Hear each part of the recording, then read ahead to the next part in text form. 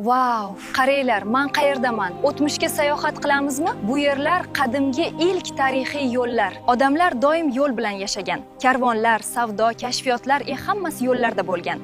Shu yo'llar bugungi harakat tizimining boshlanishi. Oldin yo'llar o'zi paydo bo'lgan, odamlar yurib, hayvonlar bosib, keyin aravalar chiqdi, shunda yo'lni maxsus qilishga to'g'ri kelgan. Rimliklar esa bu ishni zo'r qilgan. Juda ko'p yo'l qurishgan. Hatto shunaqa gap bor. Barcha yo'llar Rimga olib boradi. O'rta asrlarda yo'llar asosan savdo va urush uchun, Ipak yo'li esa sharq bilan g'arbni bog'lagan. Bu yo'llardan nafaqat mol, bilim ham o'tgan. 19-asr oxirida mashinalar chiqib, yo'llarni butunlay o'zgartirib yubordi. Avval tartibsiz edi, keyin qoidalar paydo bo'ldi. Svetofor, raqamlar ham shundan chiqqan. Hozir esa yo'llar aqlli tizimlar bilan ishlayapti. Elektr va avtonom mashinalar kirib keldi. Kelajakda esa uchadigan mashinalar ham oddiy hol bo'lishi mumkin. Ma'lumot sizga foydali bo'lsa, AvtoAIga obuna bo'ling.